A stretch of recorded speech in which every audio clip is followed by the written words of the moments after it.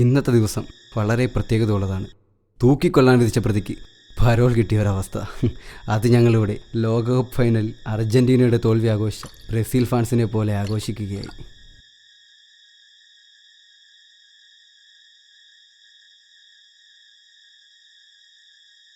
ഈ ഒരു ദിവസത്തിന് വേണ്ടിയിട്ടായിരിക്കാം നമ്മളിവിടെ കിടന്ന് ഇത്രയും കഷ്ടപ്പെട്ടത്. സത്യം, അവരില്ലാത്ത ഈ രാത്രി സ്വർഗം തന്നെ മച്ചാ. എബിനെ, നീ എന്താടാ ഒന്നും മിണ്ടാത്ത? കുലുക്കിത്തക്കത്തി കുലുക്കിത്തക്കത്ത.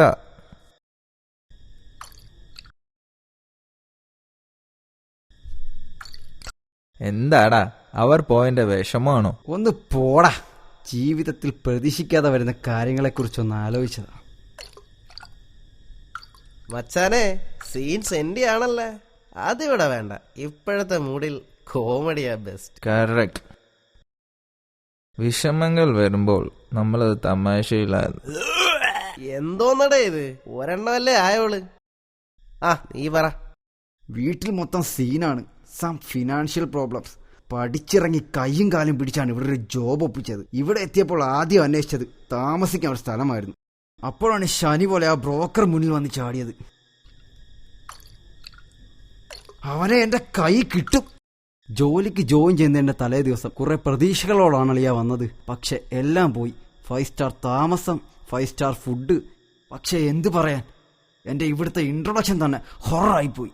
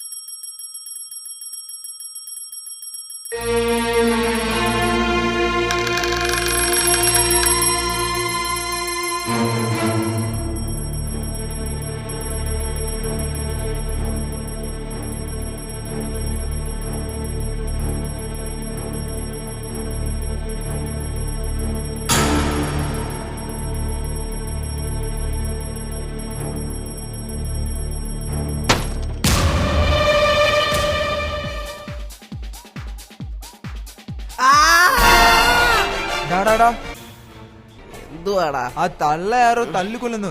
വാ നോക്കാം. ഉറങ്ങാനും സമ്മതിക്കത്തില്ല.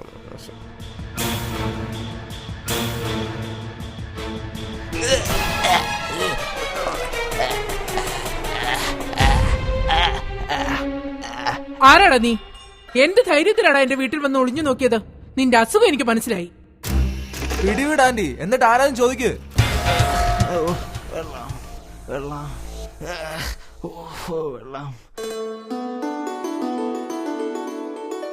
എടാ, ഇങ്ങനെയൊക്കെ ഒളിഞ്ഞും പാത്തും വരുന്നത് കള്ളന്മാരുടെ ലക്ഷണമാ. എന്തായാലും സംഭവിക്കാനുള്ളത് സംഭവിച്ചു. ഇനി അടങ്ങി ഒതുങ്ങി നിന്നാൽ നിനക്കൊക്കെ കൊള്ളാം. ഈ തള്ളക്കെട്ട് ഞാൻ കൊടുക്കുന്നുണ്ട്. ആ തള്ളക്ക് ബ്രാൻഡാടാ. മിണ്ടാരി, ആ തള്ള വരുന്നു.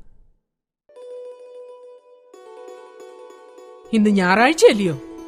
എല്ലാരും ഇന്ന് ആദ്യമായിട്ട് വന്നതല്ലയോ? ഒരു സ്പെഷ്യൽ ആയിക്കോട്ടെ എന്ന് ഞാനും വിചാരിച്ചു.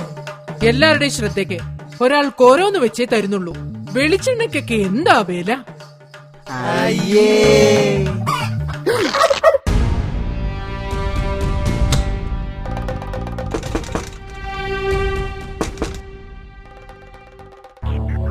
അനാവശ്യമായ ചെലവുകൾ ഞാൻ വെച്ചു ഉറപ്പിക്കില്ല. ഈ ലൈറ്റ് ഇങ്ങനെ കിടന്നാൽ ആര് പൈസ കൊടുക്കും? Sorry aunty.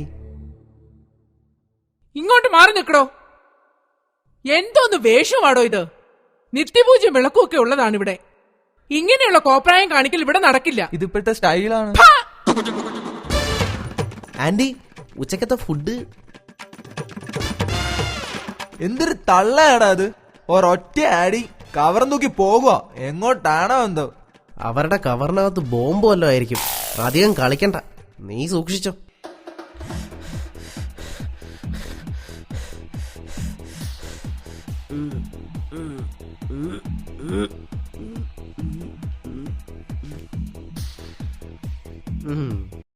നല്ല മസിലാണല്ലോ അളിയ. വെറുതെ സത്യം. പോടാ. ഉരുട്ടിപ്പെരുവിച്ച് വെച്ചോ, ഭാവിയിൽ ആവശ്യം വരും. ചുമ്മാ. ഞങ്ങളൊന്ന് ഹോസ്പിറ്റലിൽ പോയിട്ട് വരാം. ഇതൊന്ന് ഊരുമെന്നറിയണമല്ലോ.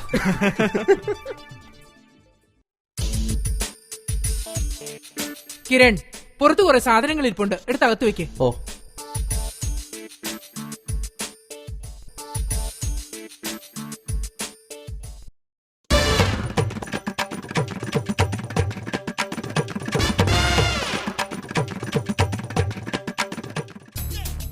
ഓ, പപ്പടവും ഉണ്ടോ?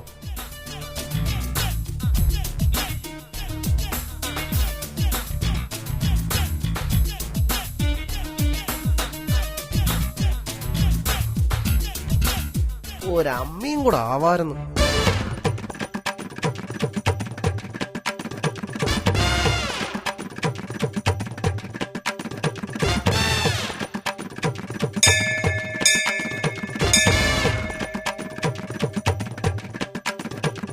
കണ്ണാ മോനെ, ചോറ് കഴിച്ചോ? മോമെല്ലാം കഴിച്ചോ? കണ്ണാ, അമ്മയുടെ മുത്തല്ലേ? അമ്മ നിനക്ക് ഫുഡ് ഉണ്ടാക്കി വെച്ചില്ലേ? അത് മുഴുവനും നീ കഴിച്ചോ? ഇവിടെ മനുഷ്യന് തിന്നാൻ ഫുഡില്ല. അപ്പോഴാ അവരുടെ ഒരു കണ്ണൻ. ഇവരെയൊക്കെ ഗ്യാസ് ഊറ്റി എറിഞ്ഞു കൊല്ലണം. ഒരേർ കൊടുത്താലോ?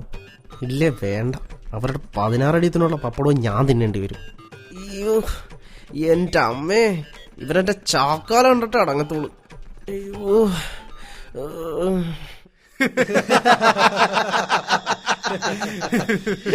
അങ്ങനെ അളിയന്റെ കഴുത്തും പോയി, എന്റെ നടുവും ഒടിഞ്ഞു. ഓ, ഭാഗ്യവാൻ. അവരുടെ ആട്ടം തുപ്പും അല്ലാതെ നിനക്ക് ശരീരോപദ്രവങ്ങളൊന്നും ഉണ്ടായിട്ടില്ലല്ലോ. അതിനുള്ള ചങ്കൂറ്റൊന്നും അവർക്കില്ല. പക്ഷേ വെളി നാളെ വിട്ടടുപ്പിച്ച അതപ്പോ ടെസ്റ്റ്.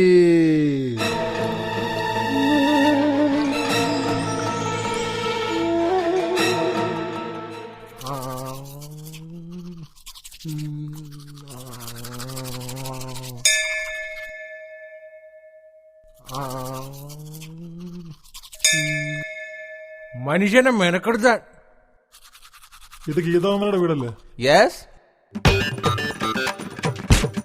അമ്മ വരുമ്പോ പറയണം ഗ്യാസിന്റെ ആള് വന്നിരുന്നു. അമ്മയോ?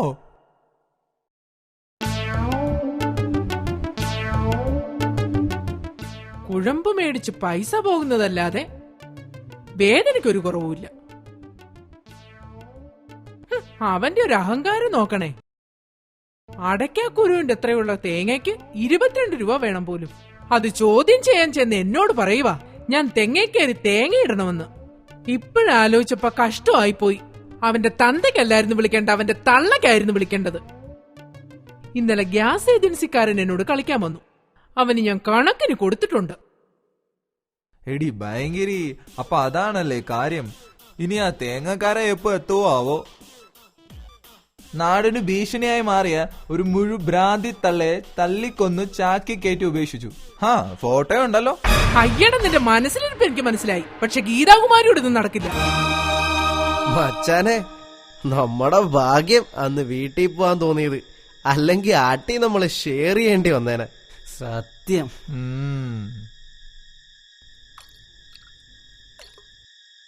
ഡേയ് ടച്ചിങ്സ് ഒന്നും ഇല്ലേ? അയ്യോ ഞാനത് മറന്നുപോയാളിയാ. എന്തോന്നടേ? ഇതിന്റെ കൂടെ ബെസ്റ്റ് നല്ല പൊരിച്ച കോഴി തന്നെ അളിയാ. ഓ പൊരിച്ച കോഴി. ഡേയ് നിർത്ത്, വെറുതെ കൊതിപ്പിക്കാതെ.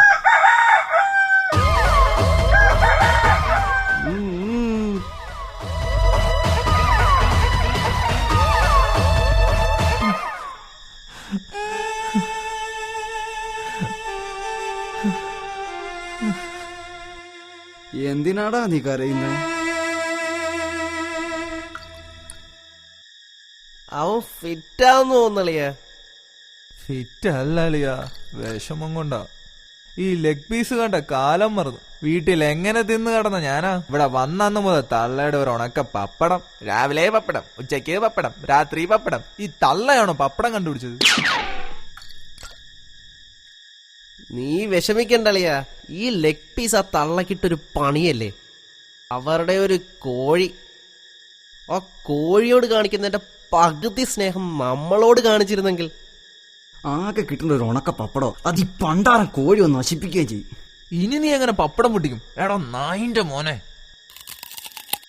ആ തള്ളയെന്നൊരു കവർ നോക്കി പോന്നാണ്. എന്നാൽ തിരിച്ചു വരുമ്പോ 10 രൂപയുടെ മീനെങ്കിലും എന്നും ഒരു ചോറും ചാമ്പാരും. പിന്നെ വേണ്ട. ഡേയ് ഇന്നൊരു ദിവസം കൂടിയല്ലേ ഉള്ളു. അവര് തെറി വിളിക്കാനുള്ള സ്വാതന്ത്ര്യമെങ്കിലും കൊടു. എന്റെ കഴുത്തിനിട്ട് പിടിച്ച അന്ന് മുതൽ ഞാൻ കാത്തിരിക്കുക ആ തള്ളക്കിട്ടൊരു പണി കൊടുക്കാൻ. വിഷ്ണു നീ ഫിറ്റാണെന്ന് തോന്നുന്നു. ഇല്ല മച്ചാനെ. എന്റെ ഈശ്വര, ഏതവനാണോ ഈ പോക്കൃത്തരം കാണിച്ചത്? എന്റെ കൂടപ്പുറപ്പിനെ പോലെ കൊണ്ട് നടന്നത്. ഞാൻ ഒരു ദിവസം ഒന്ന് മാറി നിന്നപ്പോ എവിടെ പോയടാ എന്റെ കണ്ണാ? ഞാൻ ഇതിനാണോ അവിടെ വന്ന് ഭജന വരുന്നത്?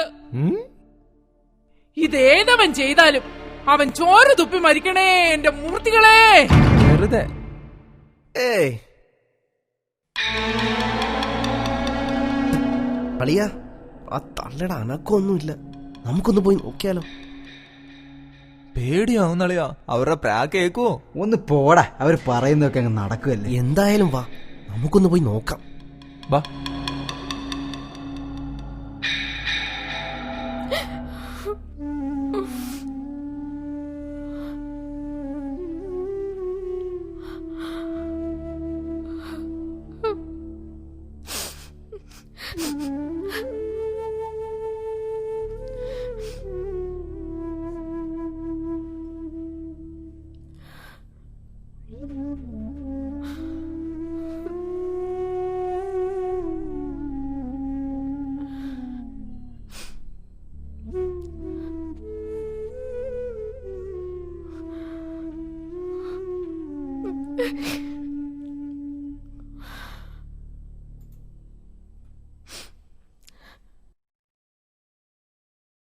ഇവരെന്തായി ചെയ്യുന്നത്? അവരാ പുതിയ പൊരിച്ച മീൻ വെക്കുന്നു. ഉണ്ടളിയാ ഉണ്ട്, പപ്പടവും ഉണ്ട്. തള്ള പപ്പടം വിട്ടുള്ള കളിയില്ല. മിണ്ടാതിരിയടാ. എവിടെയോ എന്തോ ചീഞ്ഞു നാറും. അത് വേറൊന്നും അല്ല അളിയാ, എന്റെ കൊടല് കരിയുന്ന മണവാ. ഒന്ന് പോടാ. ഈ ഒരു അവസ്ഥയിൽ അവർ പൊതിഞ്ഞു കെട്ടി പോകുന്നുണ്ടല്ലോ. എന്തോ ഉണ്ട്. നമുക്കൊന്ന് പോയി നോക്കിയാലോ?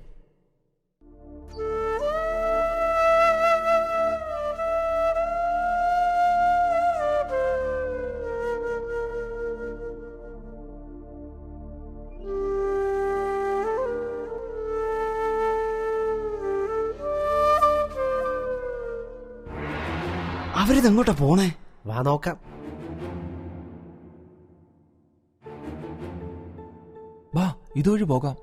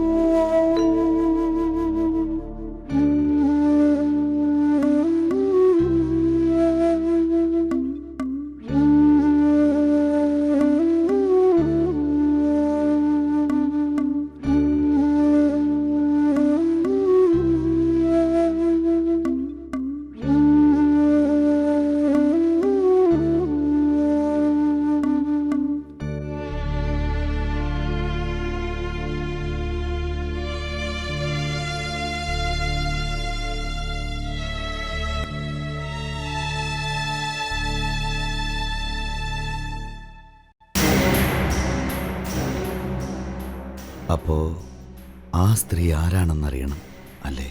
അതെ. പറയാം. അതിനു മുമ്പ് മറ്റു കുട്ടികളിൽ നിന്നും വ്യത്യസ്തമായി അവരുടെ കൂടെ ഇരിക്കുന്ന ആ ഒരു കുട്ടിയെ ശ്രദ്ധിച്ചോ? അവർ തമ്മിൽ ഒരു ബന്ധമുണ്ട്. എന്ത് ബന്ധം? ഒരിക്കലും വിശ്വസിക്കാൻ കഴിയാത്ത ആ കുട്ടിയുടെ അച്ഛനും ആ സ്ത്രീയുടെ ഭർത്താവും ഒരാളായി മാറിയ കഥ. അതെങ്ങനെ? അതിനെക്കുറിച്ച് അറിയണമെങ്കിൽ കുറച്ചു കാലങ്ങൾക്ക് മുമ്പ് പത്രങ്ങളിൽ വന്നൊരു വാർത്തയുണ്ട്. മദ്യത്തിൻ്റെയും മയക്കുമരുന്നിൻ്റെയും ലഹരിയിൽ ഏതോ ഒരു നിമിഷത്തിൽ സ്വന്തം മകളെ ക്രൂരമായി പിച്ച് ചീന്തിയ ഒരു ഭ്രാന്തനായ അച്ഛൻ. നിങ്ങൾ എപ്പോഴെങ്കിലും ചിന്തിച്ചിട്ടുണ്ടോ, ഇങ്ങനെയുള്ള വാർത്തകൾ വായിച്ചു കളയുമ്പോൾ അതിനിരയായ കുറേ മനുഷ്യർ ഈ സമൂഹത്തിൽ എങ്ങനെ ജീവിക്കുന്നു എന്ന്? അതിനൊരു ഉദാഹരണമാണ് ആ സ്ത്രീ. അതെ, സ്വന്തം മകളുടെ ഉദരത്തിൽ വളർന്ന ആ കുട്ടി തൻ്റെ ഭർത്താവിൻ്റേതാണെന്നറിഞ്ഞിട്ടും അവർ ഈ സമൂഹത്തിൻ്റെ മുന്നിൽ ജീവിച്ചു കാട്ടുന്നു. അവിടെയും സമൂഹം അവരെ വേട്ടയാടിയതിൻ്റെ ഫലമായി നഷ്ടമായത് ഒരു തുണ്ട് കയറിൽ അവസാനിപ്പിക്കേണ്ടി വന്ന സ്വന്തം മകളുടെ ജീവിതമാണ്. ഇനിയും ഇതുപോലുള്ള ക്രൂരതകൾ സമൂഹത്തിൽ നിന്നും ഉണ്ടാകാതിരിക്കാനാവണം അവർ ആ കുട്ടിയെ ഇവിടെ എത്തിച്ചത്. ലജ്ജിക്കുന്ന ഈ ലോകത്തിനു മുന്നിൽ അവൾ വളരും. അതാണ് അവരുടെ പ്രതികാരം. ഇതുപോലെ ഒരുപാട് കഥകളുടെ മറവിൽ ജീവിക്കുന്നവരാണ് ഇവിടെ ഏറെയും. എന്നും ആ സ്ത്രീ ഇവിടെ എത്താറുണ്ട്. അവർക്ക് ഏറ്റവും ഇഷ്ടമുള്ള പപ്പടവും പൊതിഞ്ഞുള്ള ചോറുമായി. അവർ ഒരുമിച്ച് കളിക്കാറുണ്ട്, ചിരിക്കാറുണ്ട്, വിശേഷങ്ങൾ പറയാറുണ്ട്. അവരുടെ വിശേഷങ്ങളിൽ ഞാൻ ഏറെയും കേട്ടിരുന്നത് ഒരു കോഴിയുടെ കഥയായിരുന്നു. അവരുടെ കൊച്ചു കൊച്ചു സന്തോഷങ്ങളിലും പിണക്കങ്ങളിലും അവർ പങ്കുചേരും. ആ നിമിഷങ്ങളാണ് ആ സ്ത്രീയെ ഇത്രയും നാളും ഇനി അങ്ങോട്ടും ജീവിക്കാൻ പ്രേരിപ്പിക്കുന്നത്.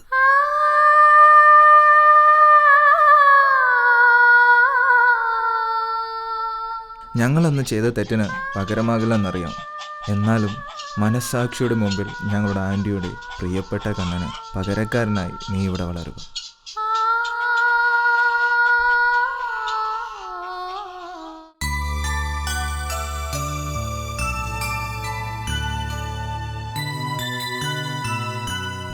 അതാകാം അവരെ ജീവിക്കാൻ പ്രേരിപ്പിക്കുന്ന ആ കാരണം. മറ്റുള്ളവരോട് ദേഷ്യപ്പെട്ടും വഴക്കിട്ടും ജീവിക്കുന്നത് അവരുടെ മനസ്സിലെ വിഷമങ്ങൾ മറക്കാനാകാം. എന്തൊക്കെ പറഞ്ഞാലും ഞങ്ങൾക്കിഷ്ടം സ്പെഷ്യൽ പപ്പടത്തിനുടമയായ ഈ ആൻറ്റിയാണ്. ആന്റിയുടെ സ്പെഷ്യൽ ഒന്നുമില്ലേ?